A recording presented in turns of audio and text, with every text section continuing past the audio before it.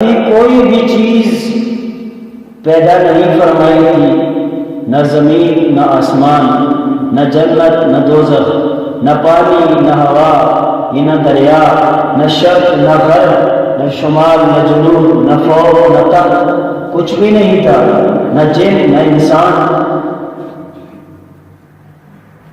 کوئی بھی چیز موجود نہیں تھی، کسی کو بھی رب ذوالجلال نے تخلیق نہیں فرمایا تھا۔ سب سے پہلے اللہ تبارک و تعالیٰ نے میرے اور آپ کے نبی اکرم صلی اللہ علیہ وسلم کے نور مبارک کو اپنے نور سے تخلیق فرمایا۔ اور یہ میں اپنی بات نہیں کر رہا، میرے آقا حضور نے خود ارشاد فرمایا، انا من نور اللہ والخلق کلہم من نوری، کہ میں اللہ کے نور سے ہوں اور جمیع مخلوقات رب ذوالجلال نے میرے نور سے تخلیق فرمائی ہے۔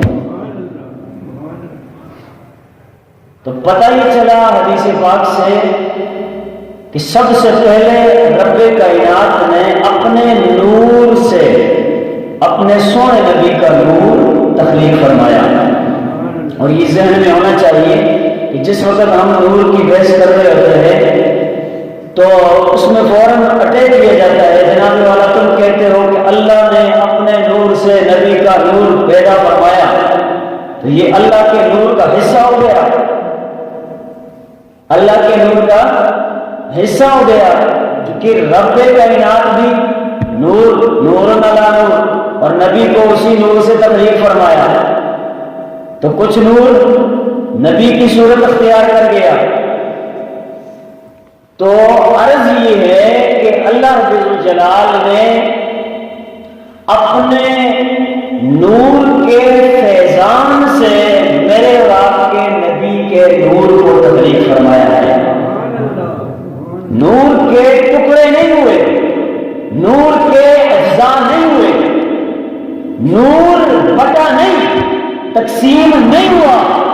بلکہ رب کائنات نے اپنے نور کے فیضان سے میرے اور آپ کے نبی کے نور کو تخلیق فرمایا ہے۔ اور پھر اس کے بعد وہ حدیث جابر بہت لمبی حدیث ہے، یہ حدیث کی کتابوں میں تقریباً یہ 1.5-2 صفحے کی حدیث بنتی ہے کہ پھر کس طرح اللہ رب الجلال نے اپنے نبی کے نور کے حصے فرمائے۔ زندگی رہی ہے انشاءاللہ عرض کروں گا۔ پھر آج جس حوالے سے میں نے عرض کرنا ہے وہ یہ ہے،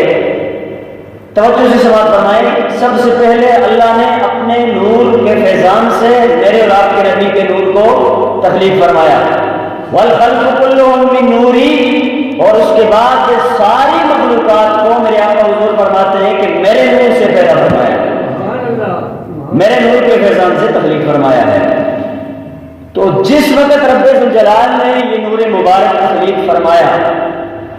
ابھی کوئی بھی چیز موجود نہیں تھی، نہ آسمان نہ زمین۔ تو سوال یہ پیدا ہوتا ہے کہ رب کائنات نے سب سے پہلے اپنے نور کو تخلیق تو فرمایا، لیکن کہاں پہ رکھا؟ آسمان بھی نہیں ہے کہ وہاں پہ رکھا جائے، آسمانوں کے اندر زمین بھی نہیں ہے کہ زمین پہ رکھا جائے، شرق غرب شمال و جنوب کوئی بھی جگہ نہیں ہے، تو کہاں رکھا؟ تو محبت والے یہی کہتے ہیں کہ رب کائنات نے اپنے نبی کے نور کو پیدا فرما کر تخلیق فرما کر اپنے نور کے فیضان سے، یعنی تخلیق فرما کر اپنے قرب خاص میں رکھا، اپنے جلووں میں رکھا،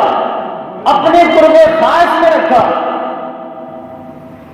اس نور کے متعلق جب وہ اللہ کے قرب خاص میں تھا، یہ نہیں کہہ سکتے کہ وہ اوپر تھا، وہ نیچے تھا، وہ دائیں تھا، وہ بائیں تھا، بس اتنی سی بات ہے کہ وہ اللہ کے قرب خاص میں رہا۔ الغرض یہ نور مبارک پھر اس کے بعد جناب حضرت سیدنا آدم علیہ السلام نے بھی دیکھا۔